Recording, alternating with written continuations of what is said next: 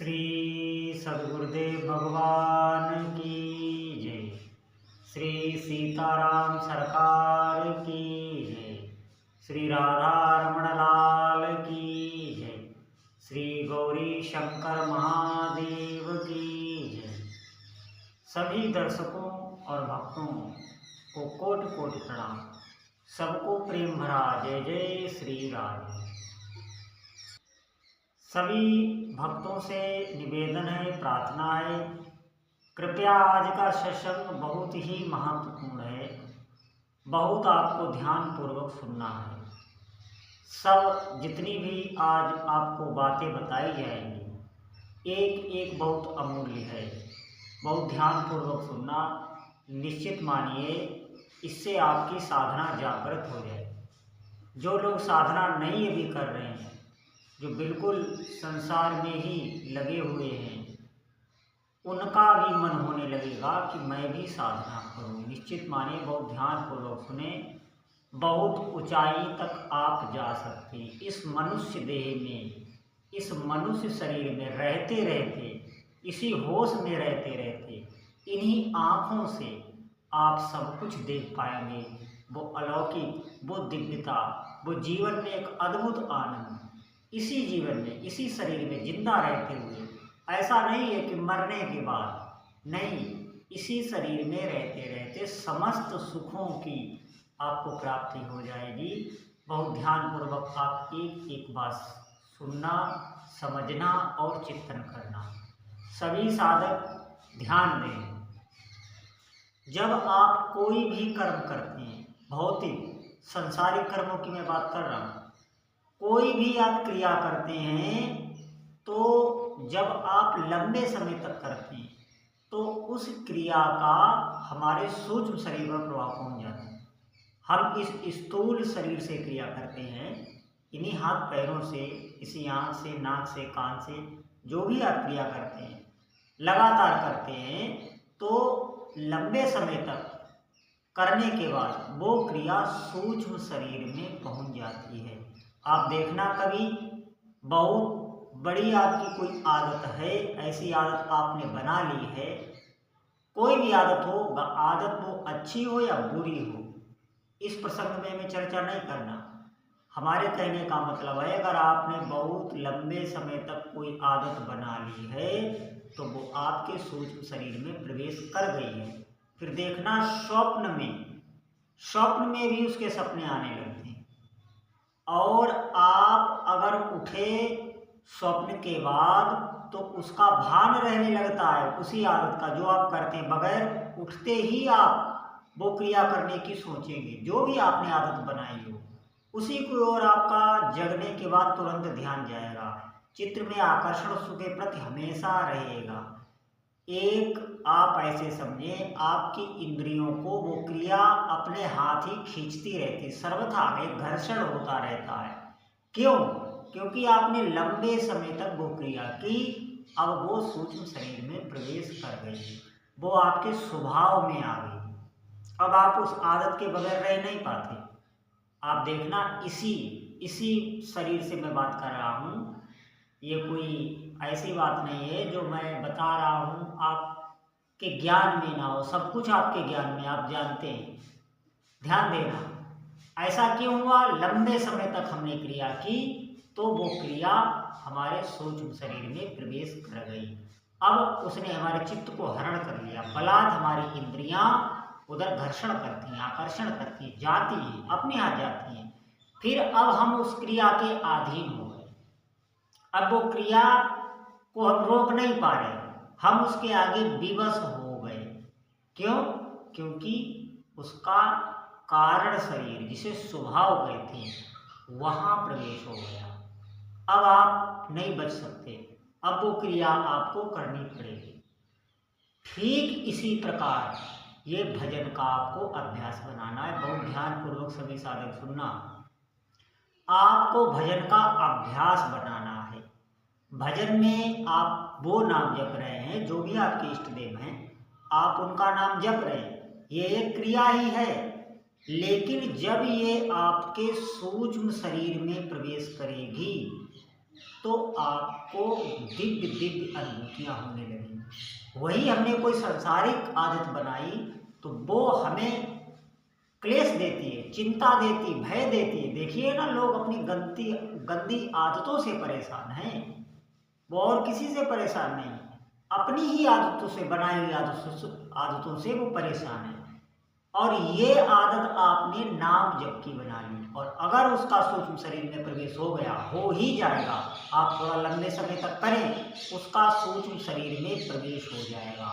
और प्रवेश होते ही आपको अलौकिक अनुभूतियां होने लगेंगी। इसी शरीर में रहते रहते ऐसी ऐसी आपकी दिव्य अनुभूतियां होने लगेंगी कि अगर आप किसी को बताएंगे भी तो उसको विश्वास नहीं होगा।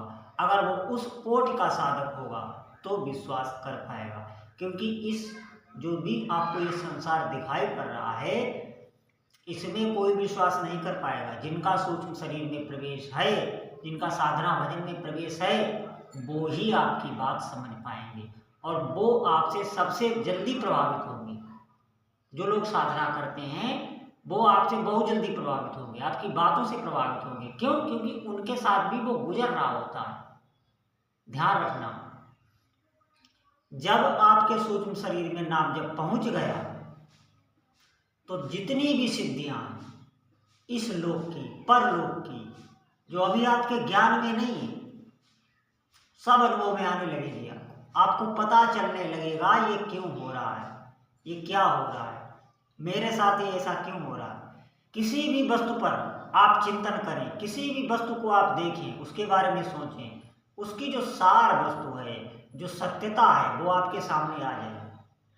इस संसार का जो सत्य है वो भी आपके सामने आ जाएगा। ये कब नहीं आता? जब हम संसार में भ्रमित हमें साधना से कोई मतलब नहीं, हमें उपासना पूजा पाठ इसको हम ढोंग समझते हैं, हम उधर जाना ही नहीं चाहते। हम ये भोग पदार्थ सब मिल जाएं तो हम सुखी हो जाएंगे, ये धारणा रहती है। इसीलिए तो हम संसार में लगे हैं। हमारे अंदर ये धारणा रहती है कि इन वस्तुओं से, इस धन संपदा से, इस वैभव से, ये स्त्री हमें मिल जाए, ये पुरुष सोचता है ये स्त्री में मिल जाए, स्त्री सोचती है पुरुष में मिल जाए तो हम सुखी हो जाएंगे। ये एक भ्रम है और इसी से ऐसा अज्ञान चढ़ता है कि आप सत्य को जान ही नहीं सकते। और जिस दिन आप सत्य को जान जाएंगे, संसार के रहस्य को जान जाएंगे, उस दिन भजन के अलावा और को सूझेगा नहीं आपको। अब आपको पता चल गया हमें करना क्या चाहिए। अभी तो सबसे बड़ी बात यही है कि हमें पता ही नहीं है हमें करना क्या चाहिए। निश्चित मानिए हमें पता ही नहीं। हम ये सोचते हैं कि संसारिक जब हम कोई कार्य करेंगे तब ही हम इस लौकिक जीवन में उन्नति को प्राप्त होंगे। सब लोग उन्नति में ही तो लगे हैं, आप देख लीजिए, सब लोग उन्नति में लगे हैं। सब चाहते हैं हम सुखी हो जाएं, हम धनवान हो जाएं, हमें कोई दुख ना रहे, हम रोग मुक्त हो जाएं। सबकी यही आशा है सुख की। लेकिन हम करके ये सोच रहे हैं हम जब तक करेंगे नहीं तब तक ये होगा नहीं। बिल्कुल गलत बात है ये, ध्यान रखना। भले आप इस बात का विश्वास ना कर पाएं, हमारी बात वही विश्वास कर पाएंगे जो साधक हैं, जो साधना में जीते और उनके साथ प्रकट में सब होता है। ये कोई लिखी पढ़ी बातें नहीं है।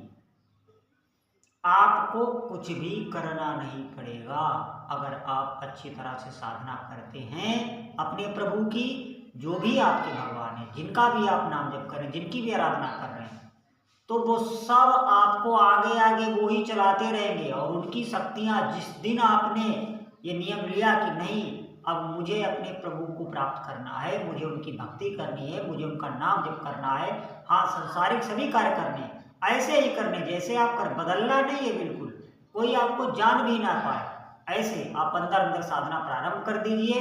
तो उसी दिन से इष्ट देव की जो शक्तियां हैं, जो उनके पार्षद हैं, वो आपके आसपास आके विराजमान हो जाते हैं। आप जान ही नहीं पाते, हम कहाँ देख पाते। जब हमें ये तक पता नहीं चलता कि संसार में हमारा कोई नहीं, हम तो सबको अपना समझते रहते हैं, भ्रमवश सबको समझता रहते हैं। ये अज्ञान ही तो है, ये केवल अज्ञान है, इसमें कोई सत्यता नहीं। इसी प्रकार आपको संसार का रहस्य पता चल जाता है। आप देख पाएंगे कि ये दुनिया पूरी स्वार्थ में रंगी है, कोई भी आपका नहीं है। और आप अगर आराधना कर लेंगे, साधना कर लेंगे, तो ये लौकिक जीवन भी आपका दिव्य हो जाएगा। किसी वस्तु से, किसी पदार्थ से आपके मन में ये नहीं रहेगा कि हमारे पास ये वस्तु नहीं, ये पदार्थ नहीं। अरे आप जो सोचेंगे, जिधर भी आपका चिंतन लग जाएगा, उधर पूरी शक्तियां अपना जोर लगा देंगी। ध्यान रखना हमारी इस बात, जिधर भी आपका चिंतन लग जाएगा। क्यों? क्योंकि अब आप भजन करके, भजन में आपका प्रवेश हो गया है, सूक्ष्म शरीर तक भजन पहुंच गया है, तो आप में इतनी आध्यात्मिक बल आ जाता है कि जिसका भी आप चिंतन करने लगेंगे वही होने लगता है। ये सत्य बात है, बिल्कुल प्रमाणिक बात है। इसको माने या कोई ना माने, जो मानेगा उसका जीवन में निश्चित लाभ होगा। आप करके देख लीजिए, ऐसा ही होता है। तो सभी साधकों से इसीलिए मैं बार बार कहता हूँ, आप इस संसारिक जीवन को ऐसे ही निभाइए, किसी को छोड़ना नहीं है। और किसी प्रकार भी मन के किसी भी भय को पाले नहीं। जैसे हम जब अध्यात्म की ओर चलते हैं, साधना की ओर चलते हैं, तो मन कई प्रकार से आपको डराना चाहता है, कई प्रकार से, कि आप उस पर चले ना। ये बात मैं कई बार सत्संग में कह चुका हूँ, इस पर बहुत आपको ध्यान देना है। ये बहुत ऊपरी डर होता है, होता कुछ नहीं, वो सिर्फ भय ही देता है। वो भय का एक ऐसा आकार खड़ा कर देता है कि सचमुच आप डरने लगते हैं। साधना में आप थोड़े दिन चले, ये भय देना बिल्कुल बंद कर देगा। क्यों? अंतःकरण आपका निर्मल होने लगेगा। आपके आगे अगर सत्य प्रकाशित नहीं होगा, तो क्या उन लोगों के आगे प्रकाशित होगा जो कभी सपने में भी भगवान का नाम नहीं लेते, जो संसार को ही सत्य मानकर भोग पदार्थों को इकट्ठे करने में लगे हुए, उनके आगे कभी सत्य प्रकाशित नहीं होगा। ध्यान रखना आप। तो सभी साधक साधना करें, संसारिक व्यवहार को आप ऐसे ही चलाते रहें, उसके साथ में साधना चलाते रहें। जो भी जैसी भी आपकी मनोकामना होगी वो निश्चित पूरी होती है, निश्चित पूरी होती है, निश्चित पूरी होती है। कई बार मैं कह चुका हूँ, भले थोड़ा समय लग जाए लेकिन पूरी होंगी ही। असंभव भी इसमें संभव हो जाता है। इतना तक मैं आपको बता रहा हूँ, इससे ज़्यादा खोल के और कोई नहीं बता सकता। असंभव भी, जो आपको लगता है ऐसा हो ही नहीं सकता, वो भी हो जाएगा। आप आश्चर्य में पड़ जाएंगे। सभी साधकों से निवेदन है कि आपको साधना करनी है, साधना करें, खूब नाम जप करें, जितना हो सके उतना नाम जप करें। देखिए आपका जीवन कैसे परिवर्तित होने लगता है। बोलो जय जय